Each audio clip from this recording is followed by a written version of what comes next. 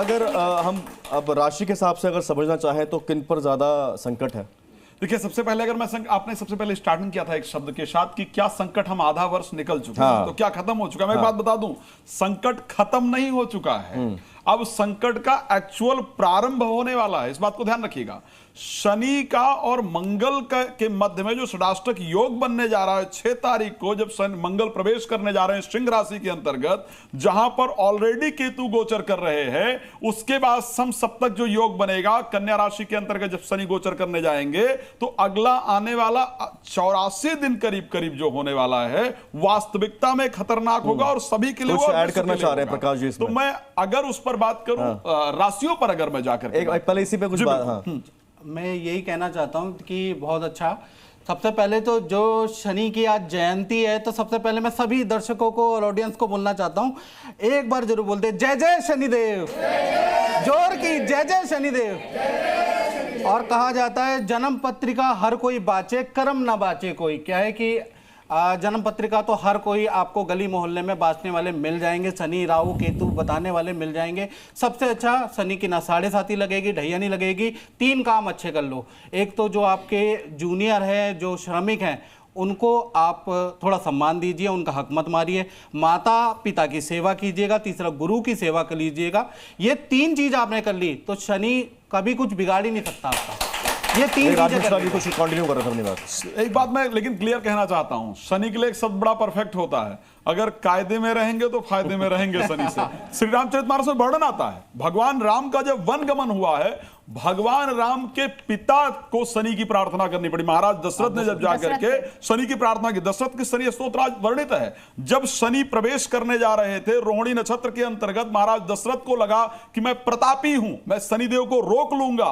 बाकायदा रोहिणी के पृष्ठभाग में जाकर के रोकते हैं, लेकिन वहां भी वशिष्ठ जी ने बाकायदा कहा कि शनि को रोकना आसान नहीं है। तो यह सत्य है कि यदि प्रार्थना करेंगे तो शनि से बच पाएंगे। अब प्रार्थना का तरीका क्या है, मैं 30 सेकंड चाहूंगा। एक हनुमान जी ऐसे देवता हैं, क्योंकि हनुमान जी ने शनि को अपने पूंछ में बांध करके और पूरे जहां तप कर रहे थे पूरे रामेश्वरम में पटका था, कई बार मैं बोल चुका हूं। तो हनुमान जी की शरण में जाते रहिए, उनकी आराधना करते रहिए, शनिदेव के प्रभाव से बचे रहें। जी वन्या जी, आप सभी को शनि जयंती की हार्दिक शुभकामनाएं और आप सभी को ज्येष्ठ मास के तीसरे बड़े मंगल की भी हार्दिक शुभकामनाएं। आज का दिन बहुत ही ज़्यादा खास है।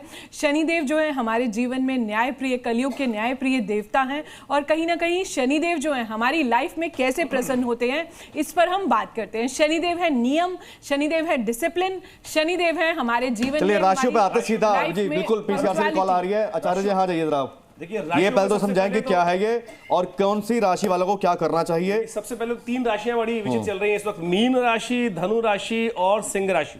ये 3 राशियां हैं जिन पर शनि का सबसे ज्यादा बुरा इफेक्ट चल रहा है। तो सबसे पहले उनको अपने कल्याण के निमित्त कार्य करना चाहिए। अभी दशरथ के शनि स्तोत्र की बात, आपने ये पेड़ पौधे भी यहाँ पे लगे हुए हैं। देखिए आज सबसे बढ़िया तो क्या है, पीपल।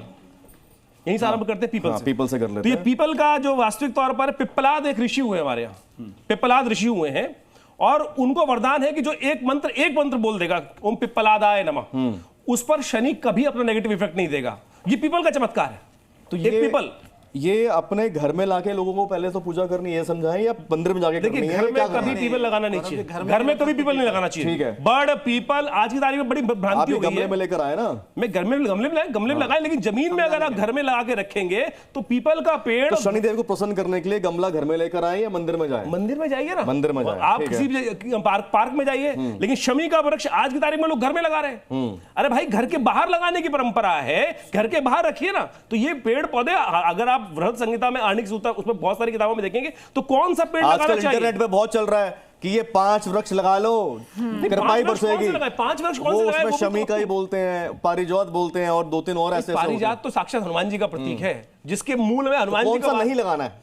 ये देखो पीपल का पेड़ घर में नहीं लगाना चाहिए, पीपल नहीं लगाना चाहिए, घर के अंदर, घर से लगाएं, दूर दिशा में लगाने का प्रयास करें। और सबसे बढ़िया इस बात को ध्यान रखें कि घर के अंदर शमी का पेड़ घर के बाहर लगाएं, घर के द्वार के बाहर लगा सकते हैं। फ्लैटों में रहते हैं लोग, बालकनी में लगा लें। क्यों बालकनी में लगाएं भाई, बाहर लगाओ ना, पार्क के बाहर में लगाओ, वो लगाएं, सबसे बढ़िया रहेगा। पेड़ आज के दिन घर पे तो कभी भी नहीं लगाते, लेकिन आज के दिन पीपल का पेड़ या पौधा मंदिर में और शमशान घाट में, क्योंकि कहीं ना कहीं शनि के जो भाई हैं वो यम है। क्या दोबारा बताएं आप? देखिए पीपल को भगवान विष्णु ने गीता में कहा है कि वृक्षों में मैं पीपल हूँ। साक्षात विष्णु का वास है, साक्षात आपके पितरों का वास है। और शनि कहते हैं कि पीपल की जड़ों में होते हैं, इसलिए आज के दिन पीपल की पूजा करनी अनिवार्य है। पीपल के जड़ में आप जल को अर्पण करें। और पीपल क्योंकि एक ही मात्र पेड़ है जो 24 घंटे ऑक्सीजन छोड़ता है, तो जीवन यापन ये पेड़ है, इसको आप जितना शमशान में अगर आप पीपल लगाते हैं और पीपल की सेवा करवाते हैं और पूजा मंदिर में पीपल को या किसी पार्क में पीपल को, आज जितने पीपल आप लगाएंगे उतना आपके शनि अच्छे होंगे और साथ साथ आप कहीं ना कहीं अपने कर्म अच्छे करेंगे।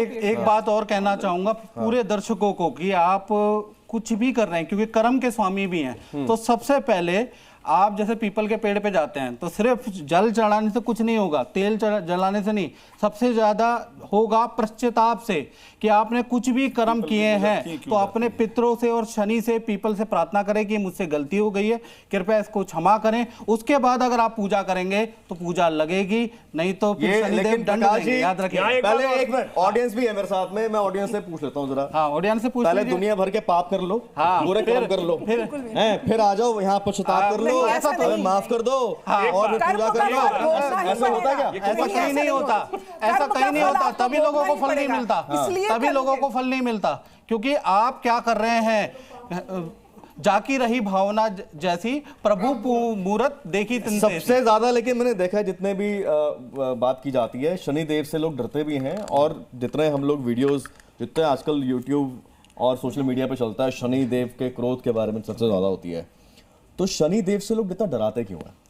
देखिए, शनि देव से लोग इसलिए डराते हैं, कलयुग के प्रधान डरेंगे नहीं तो उपाय नहीं करेंगे, काली और उपाय नहीं करेंगे तो मार्केट नहीं चलेगी। नहीं, काली और शनिदेव है और कर्म के स्वामी का, कर्म का डिपार्टमेंट शनि का है, न्याय का डिपार्टमेंट शनि का है। वो तो कर्म का बता दिया आपने। इस कारण से लोग डरते हैं। अब ये बताएं कि रिजल्ट से वही बच्चा सबसे बढ़िया उपाय मैं आज बता रहा हूँ। राशि आज सबसे बड़ी दिक्कत क्या है, सबसे बड़ा सबसे पहला जो दुख है ना, शरीर का दुख होता है। जीवन में कोई तकलीफ हो जाए, एक्सीडेंट हो जाए, पहला सुख निरोगी का है ना, तो ये उड़द है, ये सबसे घर में हर एक मिल जाती है। आज के दिन, शनि जयंती के दिन या किसी भी शनिवार के दिन आप काले उड़द को पाव भर तो मिल ही जाएगा। पाव भर तो आप अपने कर सकते हैं, अगर तुलादान कर सकें तो सबसे श्रेष्ठ माना जाता है। लेकिन जितनी सामर्थ्य हो, एक मुट्ठी भी दान करेंगे ना साबुत काला उड़द, शनि के तमाम कष्टों को दूर करने के लिए सबसे बढ़िया है। और एक बात और ध्यान रखना, पीपल की बात तो हो गई, बहुत सारे लोगों को भ्रांति है कि पीपल को सदा छूना चाहिए। रविवार के दिन यदि गलती से यदि पीपल को छू लोगे ना, तो घर में लक्ष्मी की एक बहन है जिनको अलक्ष्मी कहा जाता है, वो घर में आ जाएंगी। इसलिए इस बात का ध्यान रखना चाहिए कि पीपल की छाया रविवार के दिन आप पर भी नहीं पड़नी चाहिए, छूना भी नहीं चाहिए। इसलिए कई लोग भ्रांतिवश कह देते हैं जल चढ़ाओ, बोले शनिवार को तो चढ़ाओ, रविवार को भी चढ़ाने चले जाते हैं, तो फिर लक्ष्मी नहीं अलक्ष्मी लेके आते हैं। इस बात का ध्यान रखना चाहिए।